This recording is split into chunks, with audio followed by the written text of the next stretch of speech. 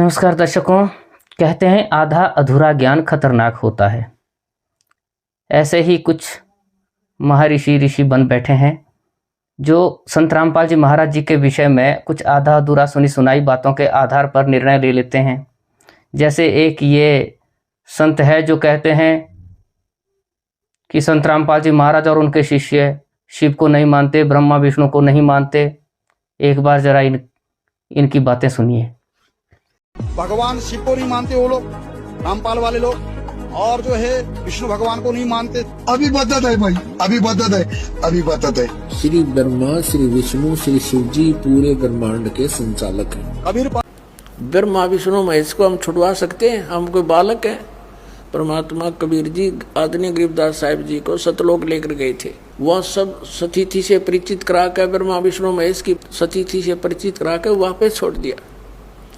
उसके बाद उन्होंने कहा था, तीनों देवा कमल दल बसे, ये ब्रह्मा विष्णु महेश, प्रथम इनकी वंदना फिर सुन सतगुरु उपदेश। उन्होंने कहा था कि ब्रह्मा विष्णु ये तीनों देवा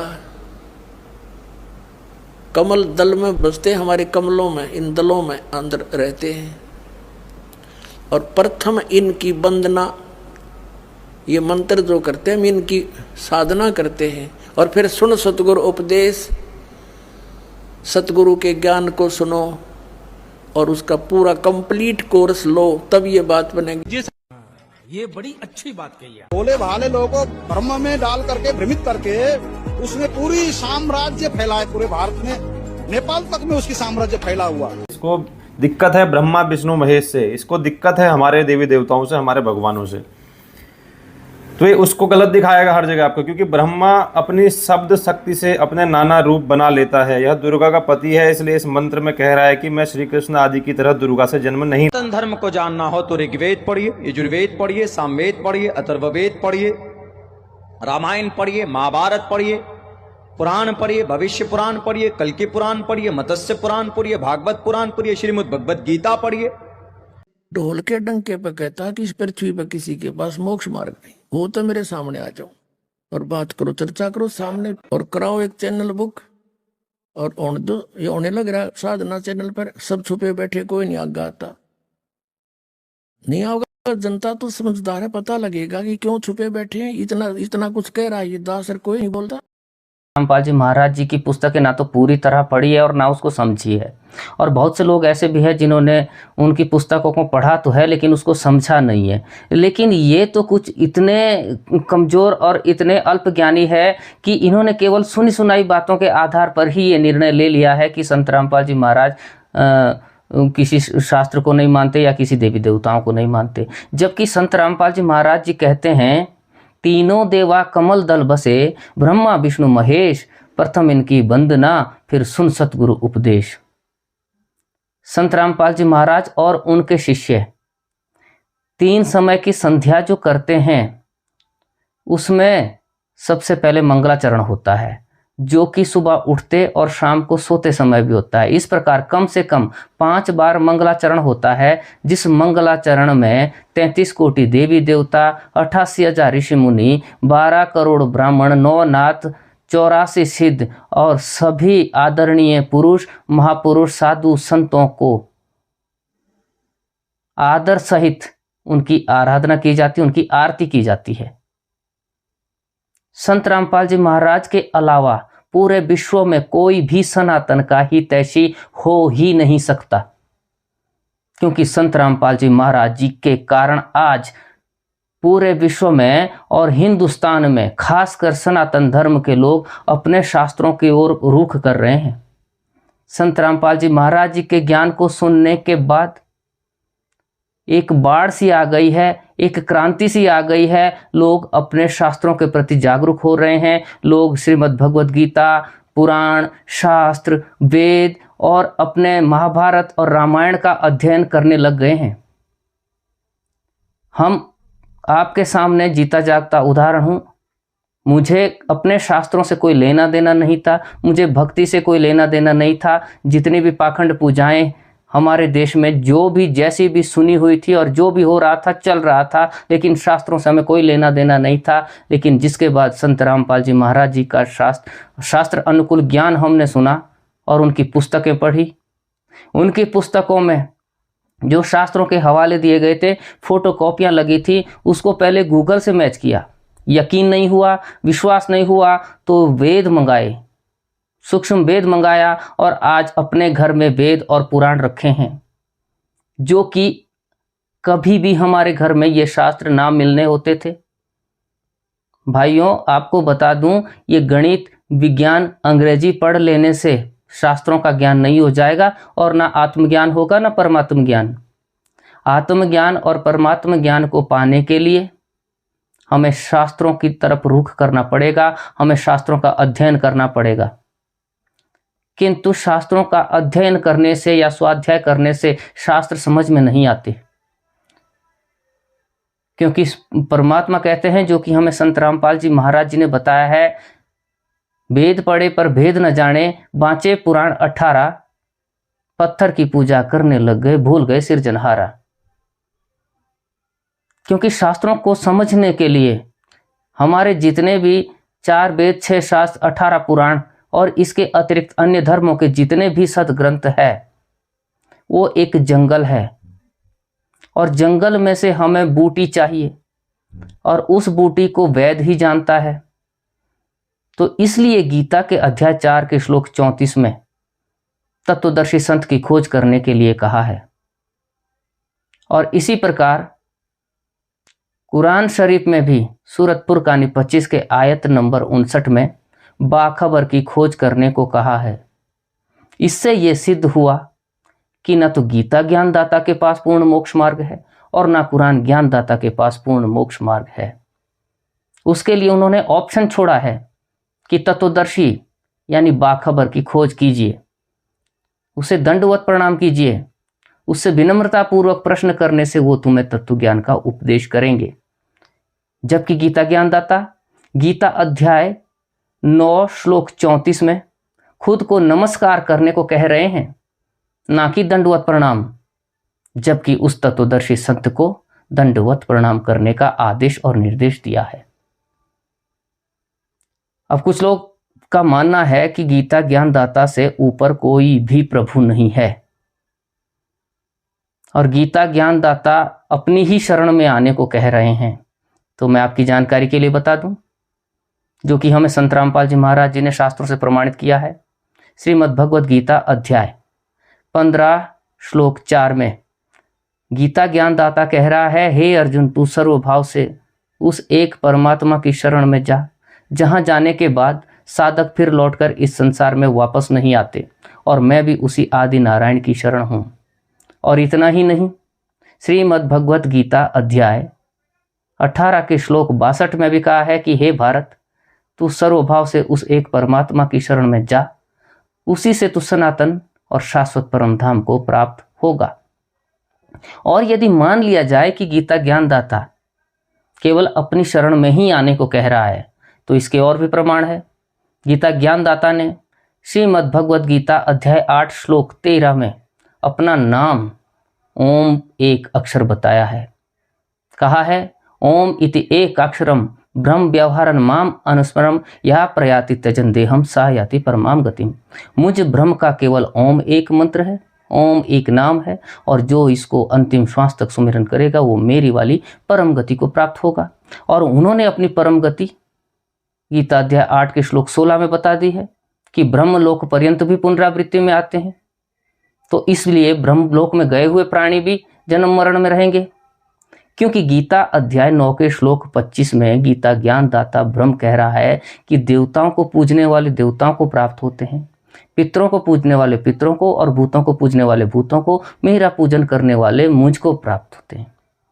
अब ये तो सिद्ध हो गया कि गीता ज्ञानदाता का नाम केवल ओम है।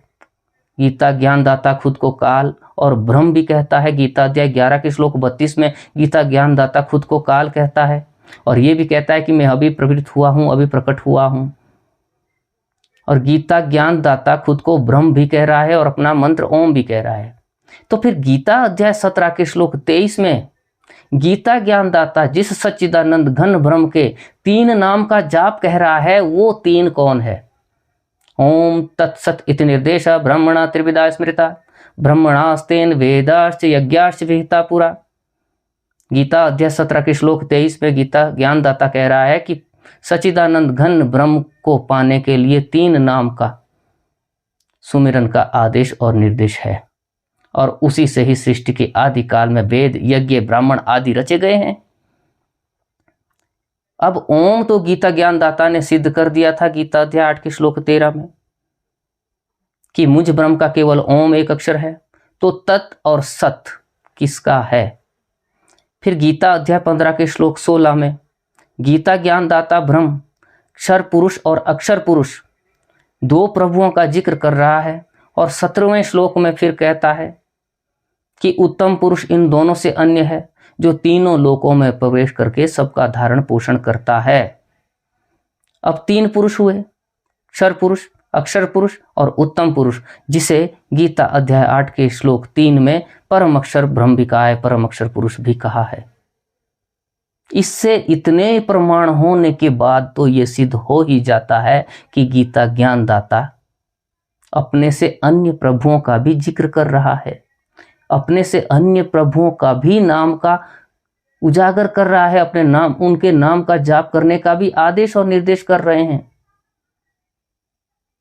अब जो भी भाई और बहन गीता ज्ञानदाता से अन्य किसी को मानते ही नहीं, जो ये मान चुके हैं कि गीता ज्ञानदाता ही फाइनल है, फिर वो श्रीमद् भगवत देवी पुराण में 3रे स्कंद में ये जानकारी हासिल कर सकते हैं कि जब ब्रह्मा विष्णु शिव तीनों अपनी माता दुर्गा प्रकृति अष्टांगी से ये कह रहे हैं कि हे माता, तुम ही शुद्ध स्वरूपा हो, तुम नित्य हो, तुम जगत जननी हो, हम तीनों आपसे उत्पन्न हुए हैं, हम तीनों का आविर्भाव और तिरोभाव यानी जन्म और मृत्यु हुआ करती है।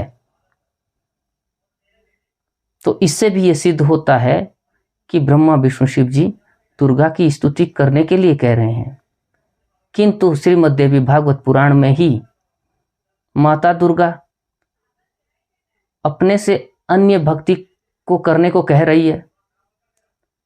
श्रीमद् देवी भागवत पुराण में दुर्गा माता देवी कह रही है कि मेरी पूजा को भी त्याग दो, एक उस ब्रह्म की पूजा करो जिसका नाम ओम है, ओम के साथ उसका सुमिरन करो। और यही गीता ज्ञानदाता गीता अध्याय 8 के श्लोक 13 में खुद का नाम ओम जाप करने का आदेश और निर्देश दे रहे हैं।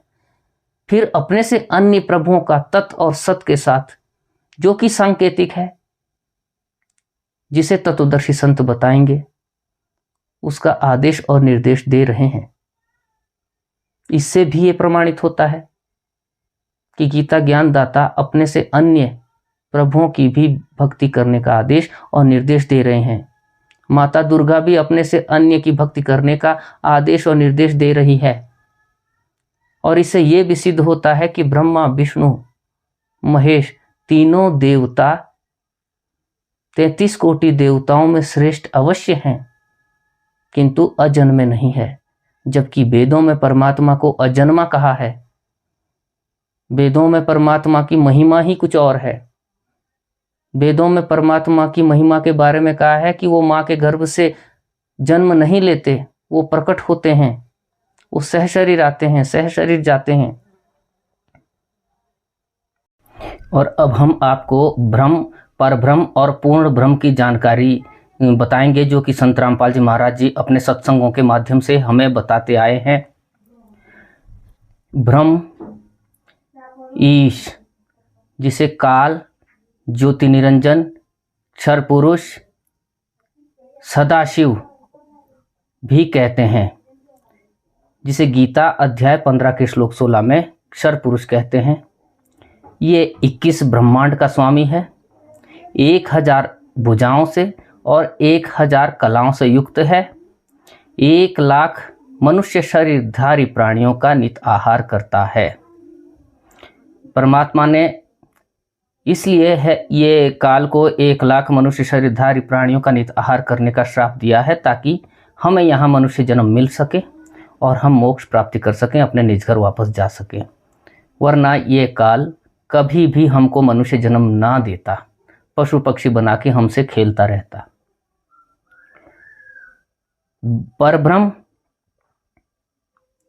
जिसे गीता अध्याय 15 के श्लोक 16 में अक्षर पुरुष भी बताया है, यह 7 शंख ब्रह्मांड का स्वामी है, 10,000 भुजाओं और 10,000 कलाओं से युक्त है। पूर्ण ब्रह्म, जिसे सभी धर्म ग्रंथों में कबीर देव बताया है, इसे परम अक्षर ब्रह्म भी कहा है। गीता अध्याय 15 के श्लोक 17 में उत्तम पुरुष, गीता अध्याय 8 के श्लोक 3 में परम अक्षर पुरुष बताया है। यह अनंत कोटि ब्रह्मांड, अनंत कोटि कलाओं, अनंत कोटि भुजाओं का स्वामी है। सर्व सुखदाता, मोक्षदाता, पूर्ण मोक्षदाता, पापनाशक, आयु वर्धक, यही परमात्मा आयु बढ़ाता है, यही परमात्मा पाप नाश कर सकता है और यही परमात्मा पूर्ण मोक्ष दे सकता है, जिसे वेदों में कबीर देव, कुरान, पवित्र कुरान में कबीरन, खबीरा, कबीर, और बाइबल में ऑलमाइटी कबीर और गुरु ग्रंथ साहिब में हक्का कबीर कहा है। और जिनको परमात्मा स्वयं मिले हैं, उन्होंने सब ने अपनी वाणी में काशी वाले कबीर साहिब को ही पूर्ण परमात्मा बताया है, जिसे ईश्वर और परमेश्वर के रूप में भी समझा जा सकता है। इस प्रकार गीता ज्ञानदाता 3 प्रभुओं का जिक्र गीता में कर रहा है और तीनों प्रभुओं के श्रीमद् भगवद गीता अध्याय 17 के श्लोक 23 में 3 नाम के जाप बता रहा है, ओम, तत्, सत, जिसमें ओम सीधा ब्रह्म का है, काल का है, ज्योति निरंजन का है, तत् और सत सांकेतिक है, जिसके लिए गीता ज्ञानदाता ने गीता अध्याय 4 के श्लोक 34 में ऑप्शन छोड़ा है कि उसकी खबर किसी तत्वदर्शी संत से, उस ज्ञान को किसी तत्वदर्शी संत से जानिए। उसे दंडवत प्रणाम करने के पश्चात वो तत्व ज्ञान का उपदेश करेंगे। तो ये हम और आप लोगों का सौभाग्य है कि इस समय वो तत्वदर्शी संत रामपाल जी महाराज पृथ्वी पर आए हुए हैं। आप मान बढ़ाई, ईर्ष्या और अहंकार त्याग कर उनसे नाम ले लीजिए और अपना कल्याण करवा लीजिए। सत साहिब।